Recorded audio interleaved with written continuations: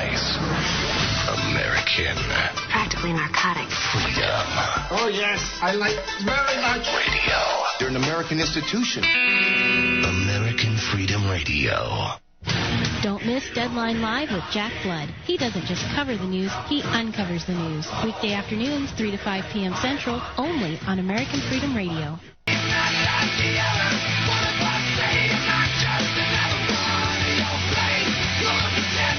Someone who is not like the others, who is not a pretender, is our next guest, Adam Kokesh. I love having this guy on the show. He served in Fallujah, served in Operation Iraqi Freedom, or whatever they were calling it, came back and really wanted to continue to uphold his oath to defend the Constitution against enemies foreign and domestic. He's now running for Congress out of New Mexico. Adam is personally committed to using his life to make the world a better place by speaking out. He's pulling people out of their bubbles where they don't consider things that don't immediately affect their quality of life or their moral implications of the actions. Driven by a deep intolerance for injustice, Adam has also done extensive work to alleviate, minimalize, and prevent the human suffering that inevitably arises from a forceful government intervention. He's standing up against the Federal Reserve. He's helping veterans struggling with PTSD. He is reinforcing the Constitution of the United States, and I hope to say very soon here he'll be our next new congressman for the Freedom Movement. Adam Kokesh, thank you for joining us on the show today. Hey, thanks. That was quite an introduction. I believe I read the memo, but I could have done much better if I just spoke totally from the heart, because we are huge supporters of yours and really pulling for you in that campaign. It looks like you're really starting to raise some money over Lujan over there and some of your competitors. I think you're starting to really wow the locals there in New Mexico. How's everything going with the campaign? Well, since we met our goal of raising $100,000 by the end of the third quarter, just minutes before midnight on September 30th, we had a couple donations come in online. It was just seconds to spare that put us over the top, so that was really exciting. But since then, we've got kind of a snowball effect going on. It's really incredible, just the kind of momentum we've been able to pick up since then. But now we're still trying to beat that number for the fourth quarter here, which has been challenging so far. The economy is not getting any better. People aren't really looking to donate, but there's a great opportunity here to invest in liberty. I'm one of the youngest candidates. I think I'm the youngest candidate, really. At least at thisNovemberFifth.com, and definitely among the prominent movement candidates. And so I'm a long-term investment here, and we're getting an early head start on this race. That's what it's going to take to win it. We got a kind of a tough district, but we got a great opportunity here against a freshman incumbent.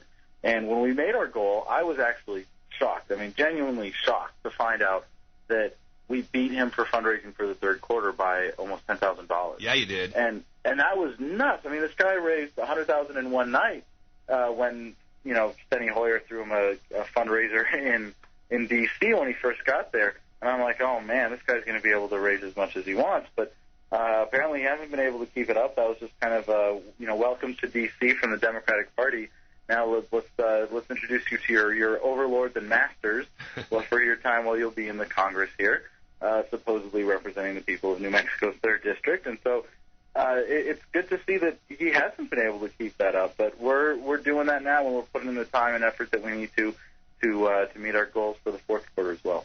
I've often said this, Adam, and that is that these liars over here, we've got Deborah Medina, who's part of thisNovemberFifth.com, which we're going to be talking about here on the program today with you, that her competition, Rick Perry, the Bilderbergers, Perry and Hutchinson, they have to raise huge sums of money to cover up for their lies. You see, when you're telling the truth, you don't need as much money technically, and when you've got people who are committed to freedom, we're going to go out and volunteer and not need to get paid and try to work on the web and all of that. Maybe you don't need as much money, but that you still need a decent amount of money to wage a good fight against these people and their propaganda. You really hit a very interesting, very important point for our campaign there, is that we will definitely be effective well beyond the typical campaign in terms of the money that we raise, because we already have a near full-time staff here of 8 people that work their tails off for next to nothing and are really putting in a lot of incredible work here that's got us to this point where we have this kind of momentum. And we have a lot of great volunteers in the district. We have people organizing in every county for every precinct who are already out knocking on doors for this campaign a year before the election. And that kind of that you can't pay for that. You can't buy that. And when you're paying people to do, even the mundane tasks that just have to be done in a campaign, when you're paying somebody who doesn't give a crap about what you're standing for or might even not like you because they really know who the candidate is, then, they're not going to be working as hard at $15 an hour compared to a volunteer that's there for the right reasons. And that's the great beauty of this message, is that it's about empowering individuals, and people get that, and those that really understand that want to fight for this, and they want to dedicate time and energy to this cause. And so that's really satisfying. But unfortunately, the money is still a significant factor. You can't save the world if you can't pay the bills, right? And not only do we have our regular bills to pay for keeping everybody fully equipped here, and really supporting our volunteers is a major part of what we're spending money on now that we're getting into doing advertising for events that volunteers are putting together all over the district. We're starting to get into media buys. We're buying merchandise and things like that people have the tools they need.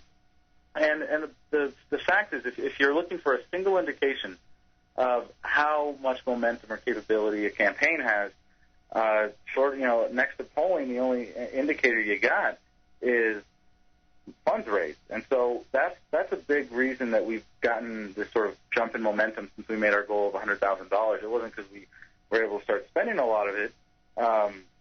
We're starting to save up, but mainly because that gave us a certain legitimacy, and it's really sad that that's how it is. That's the only that's reality. one of the big indicators, and that's media. The big media people that get and it's sad. Yeah, reporters look at that, and if the reporters write about you, then people know about you. Then when people know about you, then they can support you. So it's all connected, and one of the great indicators of that is the financial success of the campaign. We saw this was one of the great lessons from the 2008 presidential campaign, Adam, is that nobody took Ron Paul seriously. And at any poll that he won, including all the big TV debate polls, they'd say, it's just some internet scam. They got bots out there voting, and there's not actually people there, even though he was winning the straw polls, even though he was bringing these huge crowds, even though his books were going bestseller. The only thing that they really got was when he brought in all the money on the money bombs. And then all of a sudden they got scared, and he was a serious candidate, and that's, of course, when the big attacks